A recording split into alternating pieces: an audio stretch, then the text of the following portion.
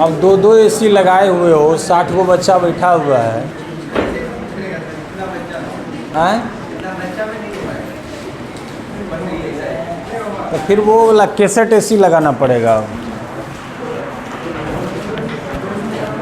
लेकिन temperature dry दिखता है, एयर ड्राइनेस भी तो ज़्यादा है ना बाहर, इसके कारण भी नहीं काम करता होगा। मॉइस्चर रहेगा तभी ना एसी भी कूलिंग करेगा, मॉइस्चर है नहीं। जबकि इसी सब के डर से डैकिन लगाए, डैकिन कंपनी का, कि ये 52 डिग्री सेल्सियस तक कूलिंग करता है, मतलब उतना तक पर काम करता है। लेकिन यहाँ तो 44 पे ही इसका दम टूट रहा है। कल तो क्वेश्चंस वगैरह आपको मैंने कराया, उससे रिलेटेड क्वेश्चंस बनाइएगा, सब बनेगा। चलिए बुआ स्टार्ट करते हैं हम लोग। Potential energy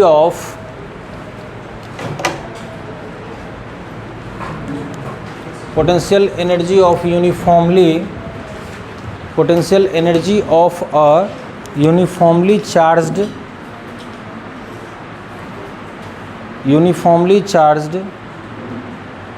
spherical cell, uniformly charged spherical cell, uniformly charged spherical cell, SHELL shell.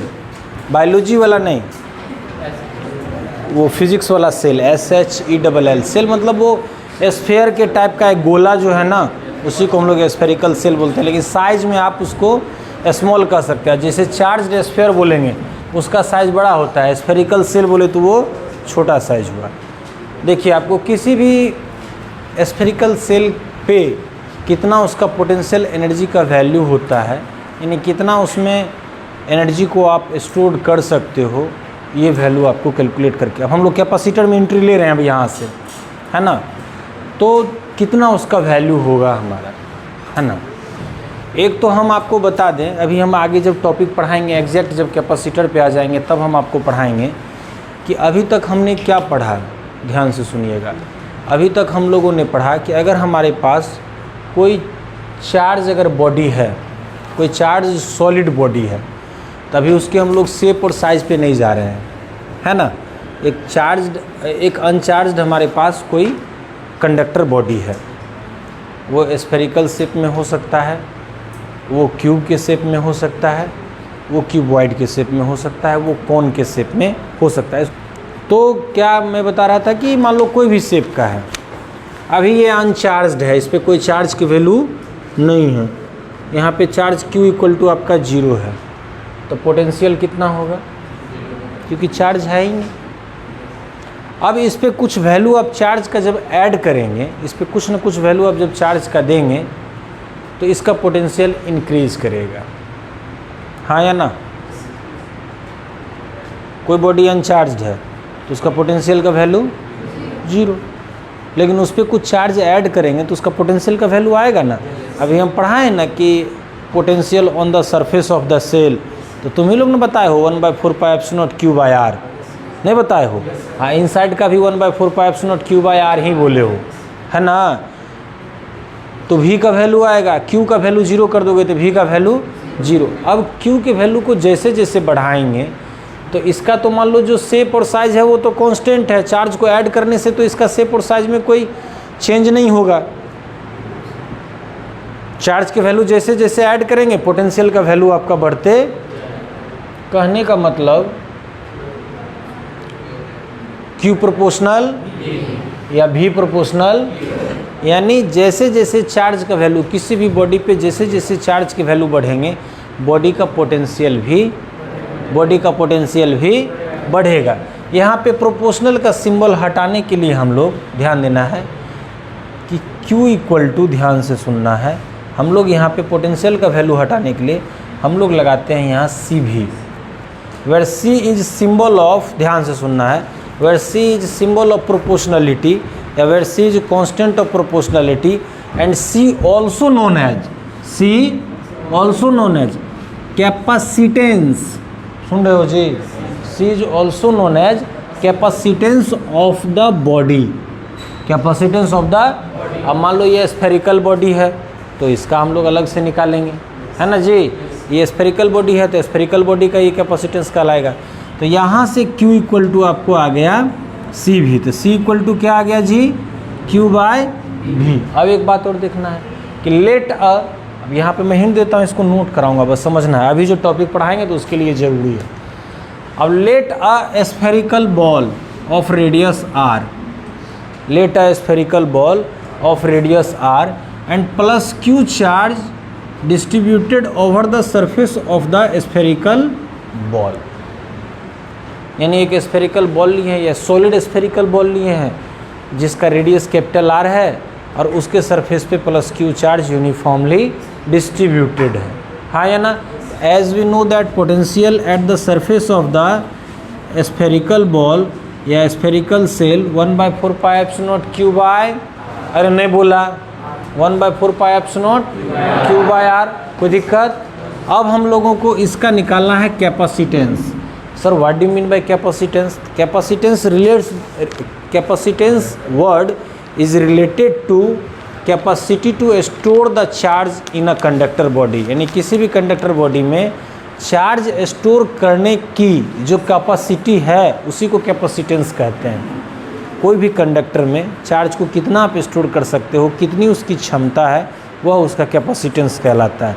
Capacitance को हिंदी में धारिता बोलते हैं, है ना, यानी वो कितना स्टोर कर सकता है। अब जैसे मान लीजिए बकेट आप लेते हैं जिसमें आप पानी भरते हो, वाटर ऐड करते हो, तो हर बकेट का तो अलग अलग कैपेसिटी है ना। इसी तरह से सारे कंडक्टर का और कंडक्टर बॉडी का, चाहे वो शेप और स्ट्रक्चर वाटेवर जो भी हो, सब में चार्ज स्टोर करने की कैपेसिटी अलग अलग है। तो the capacity to store the charge in a conductor body is known as capacitance of the body या कैपेसिटेंस ऑफ द कंडक्टर। तो यहाँ पर अभी हमने एक मान लीजिए कि स्फेरिकल बॉल लिया जिसका रेडियस R है और जिस पर हमने प्लस Q चार्ज दिया जो कि इसके आउटर सरफेस पे यूनिफॉर्मली, आउटर सरफेस पे यूनिफॉर्मली डिस्ट्रीब्यूटेड, आउटर सरफेस पे यूनिफॉर्मली डिस्ट्रीब्यूशन हो गया, यूनिफॉर्मली डिस्ट्रीब्यूटेड हो गया। तो हम लोग इसको जानते हैं कि यहाँ पे पोटेंशियल इक्वल टू हमारा V equal to 1/4 pi epsilon Q by R आता है। अब as we know that from the formula of C equal to Q by, तो चार्ज तो इस पे Q ही दिए हैं ना जी। अच्छा पोटेंशियल तो 1/4 pi epsilon Q by R cancel ना, देखो तो C इक्वल टू कितना आ गया 4 पाई एप्सिलॉन, यानी capacitance of spherical ball, capacitance of spherical ball equal to 4 pi epsilon R। अब एक बात ध्यान देना है, 4 पाई एप्सिलॉन तो कांस्टेंट है, 1/4 पाई एप्सिलॉन का वैल्यू 9 × 10⁹, तो 4 पाई एप्सिलॉन का वैल्यू 1/9 × 10⁹।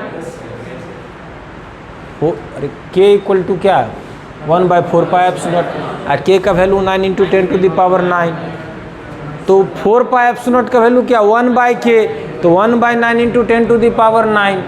अब जब आपका यहाँ पे ये वैल्यू, तो ये वैल्यू तो आपका कांस्टेंट है बबुआ, वेरिएबल कौन होगा, यानी C प्रोपोर्शनल, यानी कोई भी स्फेरिकल बॉडी का या किसी भी सॉलिड स्फेयर या solid conductor, solid sphere conductor का जो कैपेसिटी इस बात पे डिपेंड करेगा कि उसका रेडियस कितना बड़ा है। रेडियस सुन रहे हो जी, रेडियस कितना बड़ा है, यानी जो जितने शेप के होंगे, जो जितना बड़ा आकार का होगा उसमें हम लोग चार्ज को उतना ज़्यादा स्टोर कर सकते हैं। अब ज़रा बात ध्यान देते हैं हम लोग कि इफ़ R इक्वल टू, ध्यान देना है, if R equal to 6400 kilometre, अब बताओ ये 6400 किलोमीटर किस चीज़ से रिलेट करता है, अर्थ के रेडियस। आधा से अधिक विद्यार्थी हमारा चुप हो गया कि सर ये क्या लिख दिए, अर्थ के रेडियस है ना, अर्थ के रेडियस के बराबर मान लो कोई हम एक स्फीयर का इमेजिनेशन कर लिए कि एक ऐसा हम स्फीयर लेते हैं कि जिसका जो रेडियस है वो अर्थ के रेडियस के इक्वल होता है, तो उसका कैपेसिटेंस क्या होना चाहिए, तो C इक्वल टू, देख तो ज़रा C इक्वल टू क्या होता है 4 पाई एप्सिलॉन R ना, तो 9 × 10⁹ × 6400 किलोमीटर, तो 10⁻3, तब ना मीटर में कन्वर्ट होगा।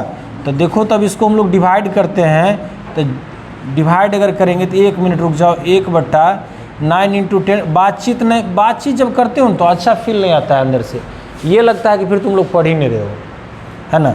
64 into 10 to the power 5, 10 to the power 5 को कट करेंगे 10 पावर 4 होगा ना। अब देखिए तो आपका 64/9 इंटू 10 का पावर -4, हाँ या ना। अब डिवाइड कीजिए तो 7.97 और 63 ना, ये 1 1 कंटिन्यू हो जाएगा ना, इनटू 10 का पावर -4 ना जी। अब सुनो तो यहाँ पे इसको हम लोग डेसिमल के बाद 0.711 इंटू 10 टू दी पावर क्या जी, -3, हाँ है ना। या हम इसको ऐसे लिख सकते हैं कि 711 इंटू 10 का पावर -6, हाँ है ना। अब सुनो मेरी बातों को, जैसे पोटेंशियल का वोल्ट होता है, चार्ज का कूलम होता है, तो कैपेसिटेंस ऑफ अ कंडक्टर या capacity of a conductor is known unit, उसका जो होता है फेराड होता है। क्या होता है? फेराड। और इसको हम लोग कैपिटल F से डिनोट करते हैं। क्या होता है ये फेराड, और इसको हम लोग कैपिटल F से डिनोट करते हैं। ये नंबर जी, तो थोड़ा सा कोचिंग पे भिजवाया जाए ना, आ जाइए, हम क्लास में आइएगा तो कॉल कर लीजिएगा, ठीक। तो चलो बाबू रे, क्या, हाँ, तो क्या होता है कि किसी भी कंडक्टर का कैपेसिटेंस का जो यूनिट है, उसका कैपेसिटी का जो यूनिट है वो फेराड है। फेराड अपने आप में बड़ा यूनिट है। तो देखो तो यहाँ पे हम लोग क्या लिखेंगे, 711 इंटू 10 का पावर -6 फेराड, तो इसको 7 माइक्रो फेराड, यानी अर्थ के इक्वल भी अगर हम कोई एक स्फीयर हम लोग ले लें, उसमें भी हम लोग 1 फेराड उसकी कैपेसिटी नहीं होगी। अरे हुआ, यानी फेराड बहुत बड़ा वैल्यू है। तो किसी भी बॉडी का, किसी भी कंडक्टर बॉडी का जो कैपेसिटेंस होगा, है ना, कैपेसिटेंस की जो वैल्यू होगी उसको हम लोग माइक्रो फेराड, मिली फेराड, नैनो फेराड और पिको फेराड के टर्म्स में रिप्रेजेंट करते हैं। जैसे 1 कूलम ऑफ चार्ज किसी बॉडी पे क्रिएट करना या लाना इम्पॉसिबल, ये बड़ा वैल्यू है। सिमिलरली नॉर्मल किसी कंडक्टर पे 1 फेराड उसका कैपेसिटी होना भी आपका इम्पॉसिबल। ये थोड़ा सा इमेजिनेशन की बात है, समझ में आया, इसमें कोई दिक्कत। तो यहाँ पे आपका है कि किसी भी बॉडी पे मान लीजिए कि जो हम लोग कि कितना चार्ज को स्टोर कर सकते हैं, तो जैसे जैसे बॉडी पे आप चार्ज ऐड करेंगे तो उसका पोटेंशियल का वैल्यू इंक्रीज करेगा। अभी जो हमारा हेडिंग है पोटेंशियल एनर्जी, पोटेंशियल एनर्जी किस चीज़ से रिलेट करता है कि the amount of charge stored in the body भी तो पोटेंशियल एनर्जी से ही रिलेट करता है ना। अब कोई बॉडी अगर मान लीजिए अनचार्ज्ड है, वो बॉडी पे मान लीजिए चार्ज का वैल्यू 0 है, तो उसका पोटेंशियल एनर्जी की क्या बात करेंगे आप, कोई बात करेंगे, उसका तो 0 होगा ना। अगर हम लोग इलेक्ट्रोस्टैटिक्स पोटेंशियल एनर्जी की बात करें तब, स्प्रिंग अगर अपने मैकेनिकल पोटेंशियल एनर्जी की बात करें, तो स्प्रिंग अगर अपने नॉर्मल स्टेज में है, नाइदर उसमें मान लीजिए कि कंप्रेशन है नॉर उसमें एलोंगेशन है, तो उसका पोटेंशियल एनर्जी का वैल्यू क्या होगा, 0 होगा। स्प्रिंग अपने नॉर्मल कंडीशन में है, लेकिन उसी में हम उसको कंप्रेस कर देते हैं या एलोंगेट कर देते हैं, तो after compression spring wants 1 second to achieve its original position and after elongation vice versa. ये सिमिलरली, हाँ या ना, कि जब उसको कंप्रेशन करते हैं या जब उसका एलोंगेशन करते हैं, तो जब ही हम अपना एक्सटर्नल फोर्स को वहाँ से रिमूव करते हैं, तो फिर से वो क्या है, ओरिजिनल पोजीशन को अचीव करना चाहता है। तो ये टेंडेंसी क्यों होता है, क्योंकि ड्यूरिंग द कंप्रेशन या ड्यूरिंग द एलोंगेशन उसमें आपका potential energy, mechanical potential energy total work done के इक्वल स्टोर्ड होता है। तो अभी मान लीजिए हम लोग को एक स्फेरिकल बॉल या जो मान लीजिए स्फेरिकल सेल का अगर हम लोग इमेजिनेशन करें और वह अनचार्ज्ड है, उस पर कोई चार्ज की वैल्यू नहीं है, उसका एनर्जी का वैल्यू क्या होगा, पोटेंशियल का भी वैल्यू 0 होगा। अच्छा, अगर मान लीजिए वो अनचार्ज्ड है, तो इन्फिनिटी पर से किसी चार्ज को, किसी यूनिट पॉजिटिव टेस्ट चार्ज को या किसी टेस्ट चार्ज को अगर हम इन्फिनिटी से उस बॉडी तक, उस स्फेरिकल सेल तक लाते हैं, तो हमको 0 वर्क डन करना पड़ता है। जब वर्क डन 0 हो गया तो पोटेंशियल क्या हो गया। लेकिन सम अमाउंट ऑफ चार्ज अगर उस पर हम ऐड कर देते हैं, देन डेफिनेटली कुछ ना कुछ वर्क करना पड़ेगा। और then the total work done by the external force to bringing the charge from infinity to the spherical shell, तो total work done stored in the spherical ball या spherical shell in the form of in the form of potential energy. समझ रहे हो ना? तो इसी को हम लोग को पढ़ाना है, इसको रफली नोट करना है तो कर लो। स्टार्ट करूं? चलिए, अब हम लोग यहाँ पे ध्यान देना है कि एक स्फेरिकल सेल का, अभी जो हम लोग का टॉपिक है इसमें हमने एक स्फेरिकल सेल का इमेजिनेशन किया जो अभी अनचार्ज्ड है। क्या है? अनचार्ज्ड है। अनचार्ज्ड है और इस पर हम लोग क्या करते हैं कि इन्फिनिटी से स्मॉल अमाउंट ऑफ चार्ज ला के इस पर ऐड करते हैं। पहली बार जब स्मॉल अमाउंट ऑफ चार्ज हम लोग लाए होंगे तो वर्क डन हमारा जीरो करना पड़ा होगा, लेकिन इस पर तो चार्ज हो गया ना। तो let at any intermediate time T, यानी कोई बीच का समय टाइम टी में, if a small Q charge placed on the spherical cell and now plus dq charge bound from infinity to the spherical cell। सुन रहे हो? क्या किए? इन्फिनिटी से हम लोग स्मॉल अमाउंट ऑफ चार्ज को लाए कहाँ पे? स्फेरिकल सेल पे। तो पहले से तो ये क्या था? अनचार्ज था, ये अनचार्ज था, इस पर कोई चार्ज नहीं था। तो हम लोग फर्स्ट टाइम जब लाए, पढ़ाए हैं ना आपको, हम potential energy of a system पढ़ाए हैं ना, बस उसी के कंसेप्ट पे ये भी है, ध्यान से समझना। तो फर्स्ट टाइम मान लीजिए किसी भी हम लोग स्मॉल अमाउंट ऑफ चार्ज को इन्फिनिटी से इस पे लाएंगे, तो यहाँ पे भी तो पोटेंशियल जीरो है ना, और इन्फिनिटी पे भी पोटेंशियल जीरो है। अब यहाँ इन्फिनिटी लिख रहे थे, मत सोचना कि बोर्ड के ऊपर में इन्फिनिटी होता है। Infinity where the potential will be zero. अब उस पॉइंट को कहीं भी तुम डिनोट कर सकते हो, है ना। वो अक्सर होता है, वो हम पढ़ाते हैं जब तुम लोग का रिटर्न एग्जाम लेंगे तो तुम लोग भी यही करते हो, यहाँ इन्फिनिटी कॉपी सब ऊपर में मेंशन कर देते हो, भले ऊपर में कोनो क्वेश्चन का आंसर लिखे हो, कहा कि सर वो इन्फिनिटी कॉपी के ऊपर में होगा, क्योंकि बोर्ड के ऊपर में होता था। ऐसा नहीं, इन्फिनिटी तू जहाँ मेंशन कर देगा वही इन्फिनिटी होगा, और जहाँ इन्फिनिटी मेंशन कर देगा वहाँ पोटेंशियल की वैल्यू। तो यहाँ भी आपका इन्फिनिटी पे भी जीरो पोटेंशियल, अब बॉडी पे भी जीरो पोटेंशियल, तो इक्व पोटेंशियल हो गया ना। इक्व पोटेंशियल में एक पॉइंट से दूसरे पॉइंट तक चार्ज को मूव कराने में क्या जीरो वर्क डन करना पड़ता है, हाँ या ना। अब इस पे कुछ चार्ज जब आप ऐड कर दिए तब आप इन्फिनिटी से यहाँ लेके आएंगे, तब इसका पोटेंशियल का वैल्यू जीरो, तो आपको वर्क डन करना पड़ेगा, क्योंकि यहाँ जीरो पोटेंशियल और यहाँ पे समथिंग पोटेंशियल, तो लोअर पोटेंशियल से हायर पोटेंशियल में तो वर्क डन करना पड़ेगा ना।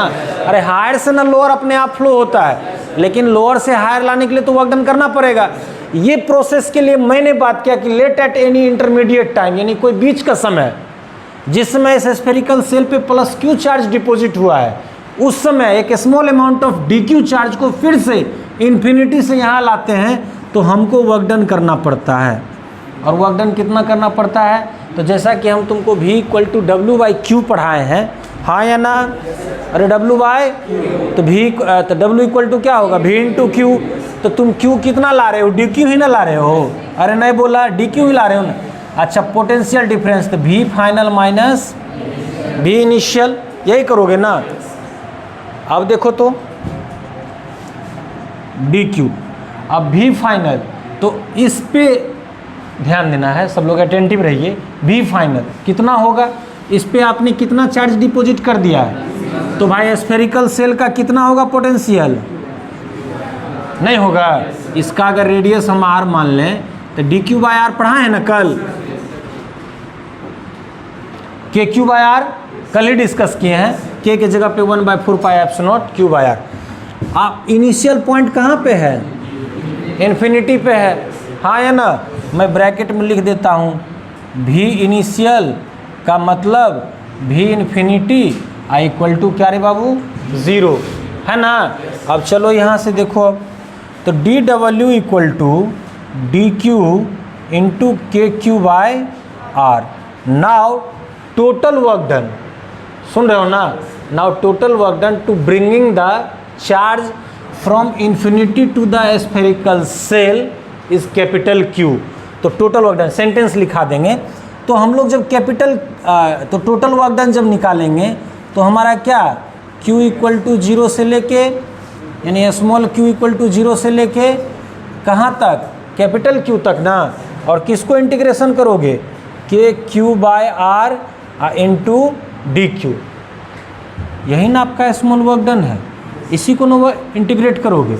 चलो देखो अब यहाँ, तो W इक्वल टू, ध्यान देना है, K बाय आर, K का वैल्यू 1/4πε0 कांस्टेंट है, radius of spherical cell constant है, वेरिएबल यहाँ पे कौन है, वैल्यू ऑफ चार्ज, dq नहीं बोलना है, वेरिएबल कौन है, वैल्यू ऑफ चार्ज। तो अब बताइए आपका इंटीग्रेशन फिर से 0 से कैपिटल Q और Q dq, तो देखिए तो Q का पावर कितना है, 1 है ना, इसका इंटीग्रेशन करेंगे तो Q²/2 और 0 से क्या, कैपिटल Q ना, और जब आप यहाँ पे ध्यान दीजिए मैक्सिमम लिमिट पुट करेंगे तो Q²/2, 0 का स्क्वायर/2, फाइनली जो आपका वर्क डन आएगा, ध्यान देना है, 1/2 K Q²/r। The above work done is the potential energy of the spherical shell whose radius is capital R। समझ में आया, कोई दिक्कत, नोट करो पहले।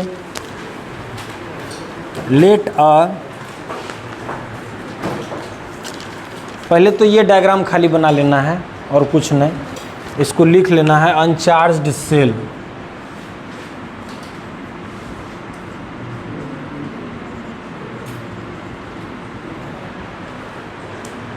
let an uncharged cell, let an uncharged cell, अब देखो कितना बढ़िया हो गया टेम्परेचर है, तो तुम लोग एसी भी चलाने नहीं आता, यहाँ वाला फ़ैन बंद कर दो तो और कूलिंग हो जाएगा, यहाँ वाला फ़ैन बंद कर दो, सब फैन बंद कर दें, सब फैन नहीं बंद, यहाँ वाला चलने दो, यहाँ वाला क्या दिक्कत, तुम लोग को कोई दिक्कत नहीं होगा, जो दिक्कत होगा इधर वाले को दिक्कत होगा, है ना। अगर ठीक से 2 घंटा अगर चल जाएगा ना तो टेम्परेचर नॉर्मल रहेगा। तुम लोग चलाना नहीं आता है तुम लोग को, पावर चिल वाला मोड पे, हाँ, तो उसमें क्या होता है ना, बताते हैं उसके फंक्शन में क्या है कि एक फ़िक्स टेम्परेचर के बाद वो आपको उससे ज़्यादा मिनिमम में नहीं जाएगा, वो बंद हो जाता है अपने आप। ऐसे 18 पे कर देते हैं तो यानी उसके द्वारा जो भी मान लीजिए कि आपका कूल एयर जो आ रहा है उस सबको 18 करके भेजता है। वो मोड इन्वर्टर एसी में कीजिएगा तो वहाँ पे वो फंक्शनिंग होता है, ये डायरेक्ट एसी है। क्लासरूम कहीं भी बड़े बड़े मॉल में देखेंगे वो डायरेक्ट एसी काम करता है, वहाँ इन्वर्टर एसी नहीं, क्योंकि उस समय वहाँ पे हमेशा इक्वल टेम्परेचर का सप्लाई उसको देना ज़रूरी होता है, इसलिए वहाँ नज़दीक वाले जगह पे जाइएगा तो लगेगा ठंडा मार देगा, है ना, वो कंटिन्यू उतना ही फ्लो पे देता है टेम्परेचर पे। चल स्टार्ट करें, हैं का है रे, ठंडा लग रहा है तब, तो कोई बात नहीं, ठीक था, इसमें ऊपर नीचे हो रहा है, अभी तो हो रहा है, होने दो। हाँ चलो, let an uncharged shell of radius capital R, of radius capital R. Now bring charges. Now bring charges 1 by 1. अच्छा ध्यान से, now bring charges in small amount 1 by 1, ऐसे भी समझना है, अभी भी लिखो भी सही है। तो 1 by 1 from infinity to the surface of the cell, from infinity to the surface of the cell, from infinity to the surface of the cell, line छोड़ के।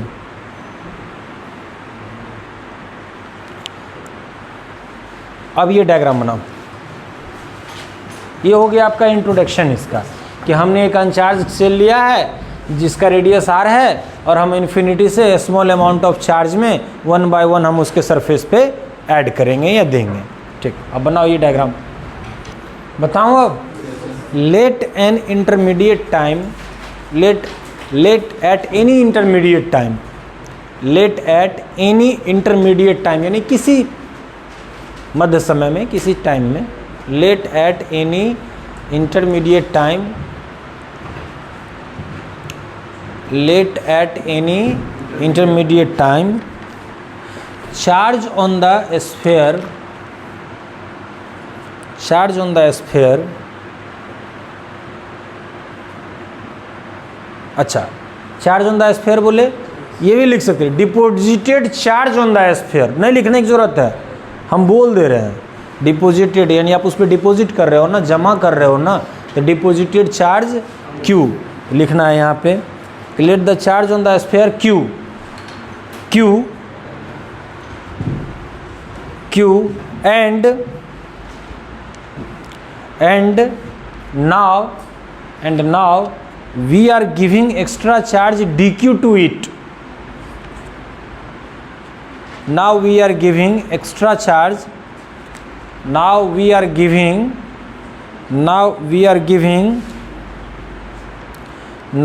giving extra charge dq, लिखे हो ना, dq to it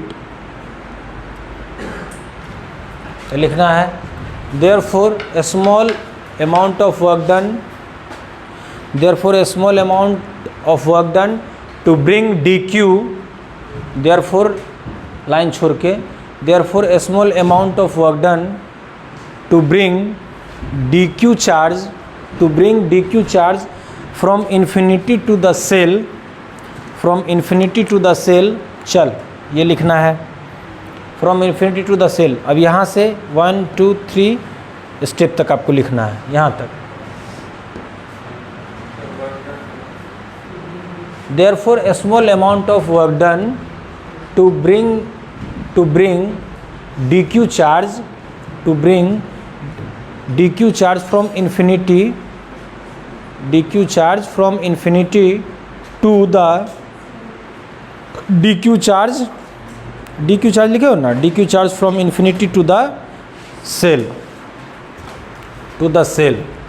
is, ये लिख लेना। ये सब बात इसे नोट कराने की ज़रूरत नहीं, हम तुम लोगों को बोर्ड के पर्पज़ से थ्योरी लिखा दे रहे हैं, बाकी तो ये तो हो गया था अभी तक। चलो इसको नोट कर लो, थोड़ा जल्दी करना,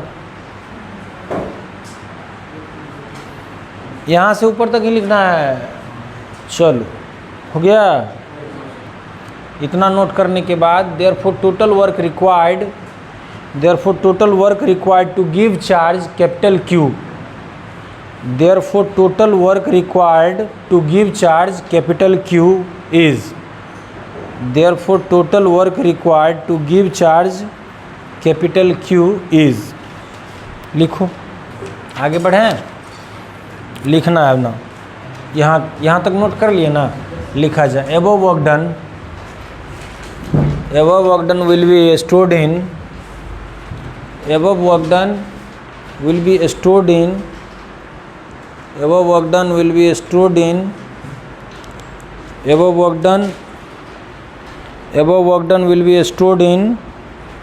stored in the form of potential energy P dot E, above work done will be stored in the form of potential energy bracket में सेल्फ एनर्जी, पोटेंशियल एनर्जी को हम लोग सेल्फ एनर्जी भी कहते हैं, ब्रैकेट में है ना सेल्फ एनर्जी।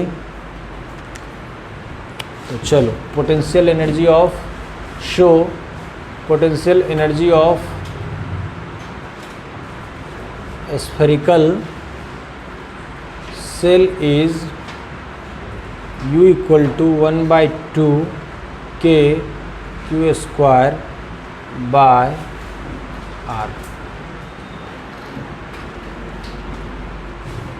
अच्छा, इसी को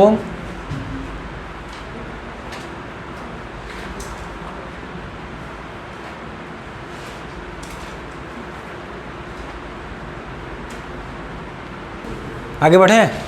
अब सुनो, अब तो हम लोग स्फेरिकल सेल पे स्मॉल अमाउंट ऑफ चार्ज, अब हम लोग फिर से बात करेंगे कि पोटेंशियल एनर्जी या self energy of charged sphere. और उस चार्ज स्फीयर में हम लोग क्या करते हैं कि पहले से जो हम लोग स्फीयर लेते हैं उसका रेडियस जो हम लोग मानेंगे, अब जब इन्फिनिटी से स्मॉल अमाउंट ऑफ चार्ज वाला स्मॉल स्फीयर को जब हम ऐड करेंगे, तो जिस स्फीयर पे ऐड करेंगे उस स्फीयर का तो रेडियस स्लोली क्या होगा, इंक्रीज करेगा।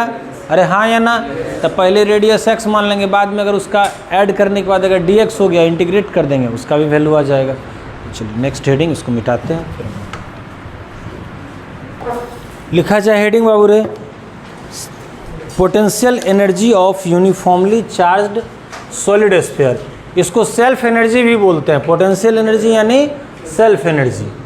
The potential energy of uniformly charged, potential energy of uniformly charged solid sphere. In this case, इसका इंट्रोडक्शन में नोट करा देता हूँ ताकि जब थ्योरी पढ़ोगे तो काम है। In this case we have to assemble, in this case we have to assemble a solid charged sphere. We have to assemble a solid charged sphere.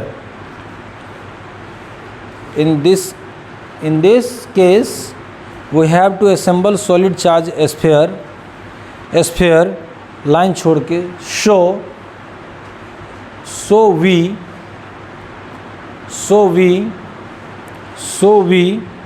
bring the charges, one by one. So we bring the charges one by one from infinity to the sphere, from infinity to the sphere, from infinity to the sphere, from infinity to the sphere, so that size of a sphere, so that size of a sphere increases, size of a sphere increases. चलो, let a charge q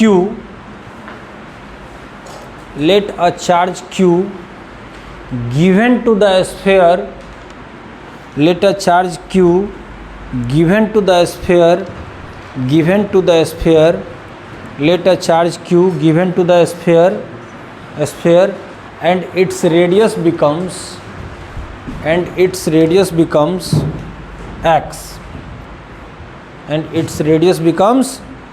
x, समझ रहे हो ना? Radius becomes x, line छोड़ के। now we are giving extra charge dq, now we are giving extra charge dq, now we are giving extra charge, now we are giving extra charge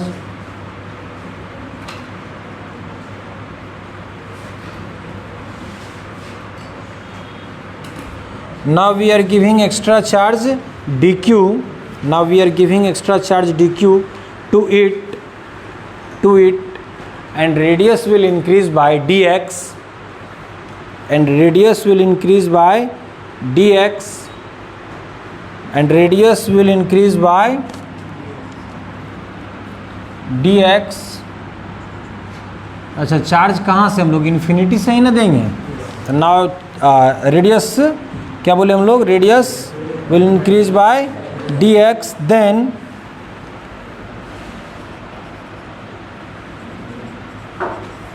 work done to bring the charge,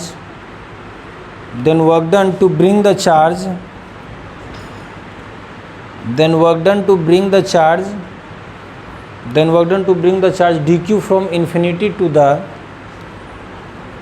work done the charge, then the work done to bring the charge dq from infinity to the sphere,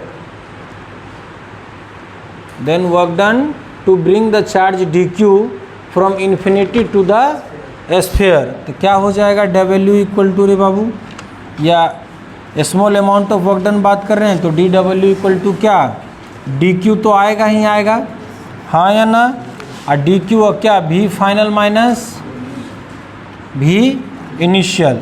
अब देखिए तो आपका dq v final आपका कितना होगा, kq/x, और infinity पे तो जीरो ना होता है, हाँ या ना? तो यहाँ से आपका जो वैल्यू आ गया kq dq/x, समझे? कोई दिक्कत? अब लिखना है देयरफॉर टोटल वर्क डन,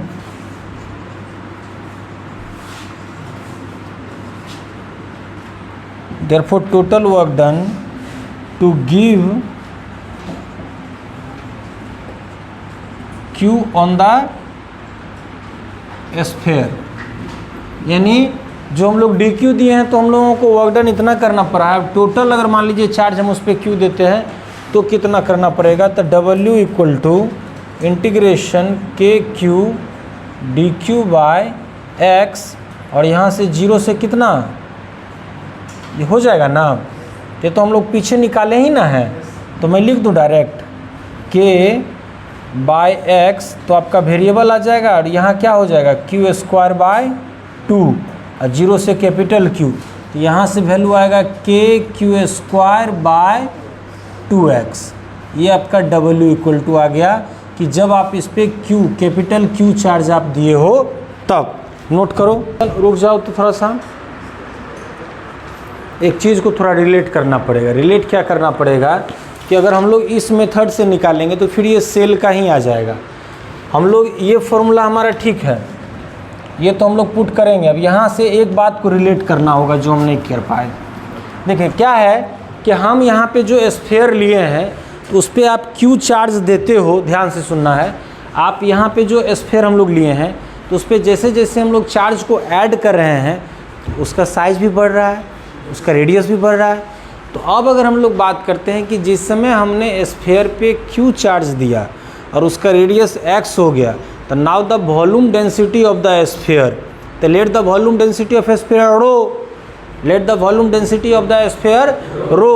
तो now the adding the small dq charge, and after adding the small dq charge to the sphere and its radius increase by dx, it means कि rho will constant each and every cases, यानी volume density of charge, जितना आप charge को add करोगे उसी के according उसका radius बढ़ेगा, ये आपका कांस्टेंट होगा। तो यहाँ पे हम लोग लिख सकते हैं कि हेयर, ध्यान देना है कि हेयर q इक्वल टू, तो q equal to rho into volume of the sphere. मैं लिख दूँ यहाँ rho into volume of the sphere.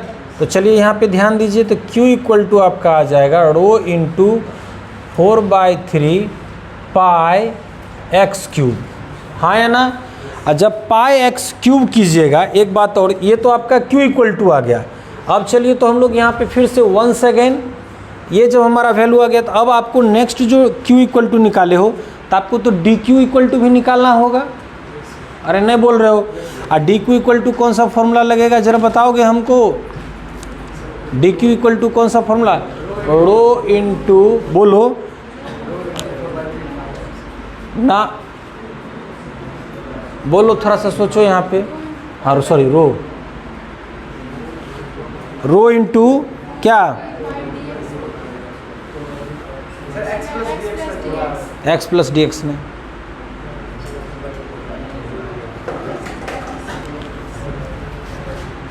सुनो, इसका पूरा का सरफेस एरिया कितना है, उसमें आप ये dx मल्टीप्लाई कर दोगे तो उसका वॉल्यूम नहीं हो जाएगा। फिर 4 pi x square into d x, area into height या एरिया इंटू रेडियस जो यहाँ इंक्रीज करेंगे तो वॉल्यूम के इक्वल होगा। तो हमारा जो DQ है तो पूरे वॉल्यूम में थोड़े है जी, वो इंटायर वॉल्यूम के लिए थोड़े है, सिर्फ ये हैचिंग एरिया के लिए है।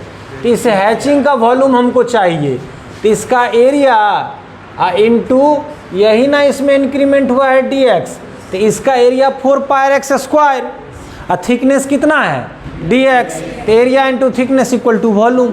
वो जो स्ट्रिप हमने जो हैच किया है उस स्ट्रिप का वॉल्यूम निकालना है। मान लो तुम्हारा ये अगर रॉड है ये, तो हम लोग को अगर इसका एरिया मिल गया है तो सिर्फ ये हाइट मल्टीप्लाई कर देंगे तो वॉल्यूम मिल जाएगा, नहीं मिलेगा? तो चलिए, तो अब हम लोग लिखते हैं नाउ W इक्वल टू, थोड़ा इसको समझना होगा बढ़िया से। तो देखिए तो यहाँ K, अब Q के जगह पे क्या पुट करोगे?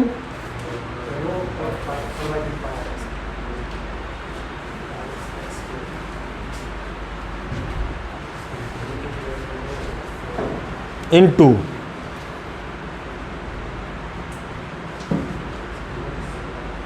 यही ना, और कुछ डिवाइडेड बाय x पुट कीजिएगा ना। अब देखो x का जो वैल्यू है हम लोग 0 लेते हैं और मैक्सिमम लेते हैं कि इसका हम रेडियस क्या कर दिया r, यानी एक स्फीयर जिसका रेडियस r होगा तो उसका सेल्फ एनर्जी, उसका पोटेंशियल एनर्जी क्या होगा ये निकालना है। तो हम ये ले लिए। अब देखो तो एक x से एक x, अब चलो मल्टीप्लाई कर लें हम लोग ना। तो देखिए तो यहाँ पे k, अब ध्यान देना है यहाँ भी तो रो था ना रे, यहाँ लगाएंगे रो स्क्वायर। अब सुनो 4/3 या 4, 16/9 सॉरी 16 अब कोई और बचा पाई स्क्वायर, और कोई बचा? हाँ देखो 4/3 4 हो गया, पाई से पाई कैंसिल हो गया, रो से रो हो गया। इंटीग्रेशन 0 से लेके x का पावर 4 इंटू dx, हाँ या ना। तो चलो तो अब हम लोग आगे इसका कैलकुलेशन करें। तो देखो तो यहाँ क्या आ जाएगा कि रो स्क्वायर इंटू 16/3 पाई स्क्वायर होगा ना जी। अच्छा अब ये यहाँ पे देखना है x का पावर 5/5 ना। तो चलिए x का पावर 5/5 और यहाँ से 0 से r, यहाँ से आ जाएगा k rho square 16/3 pi square, r का पावर 5/5 और 0 का पावर 5/5 होगा ना।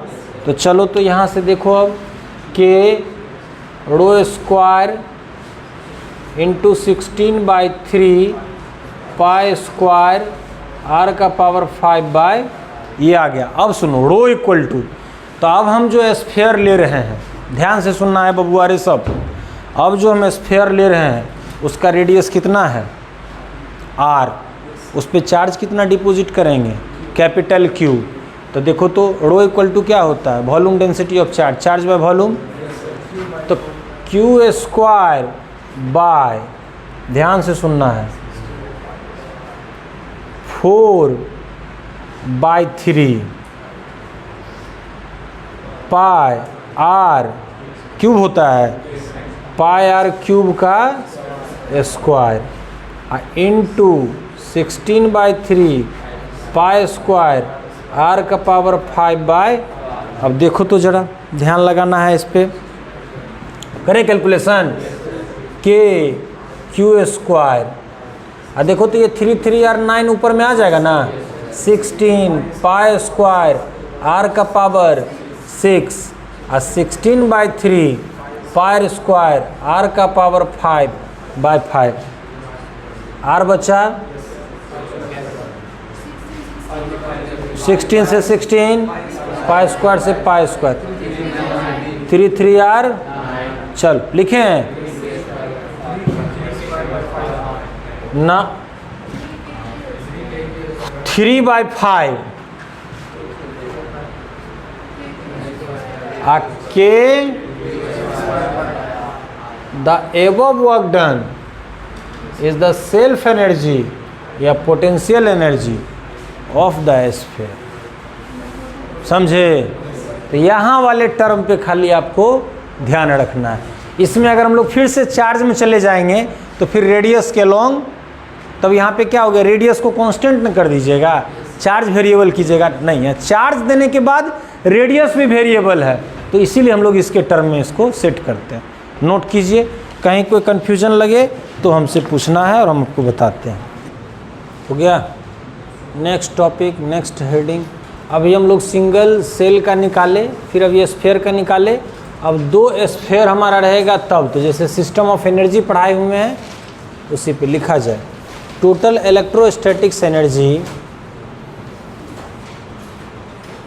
Total electrostatics energy of a system of charge,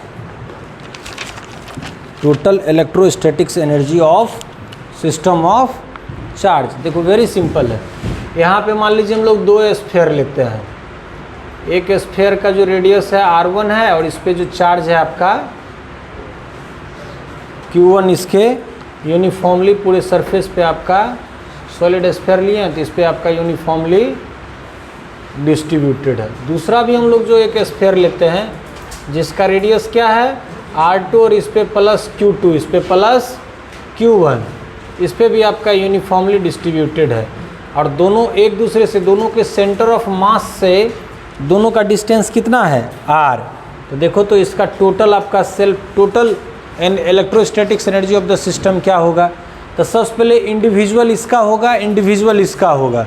तो बताओ तो कितना होगा, अभी निकाले हैं ना।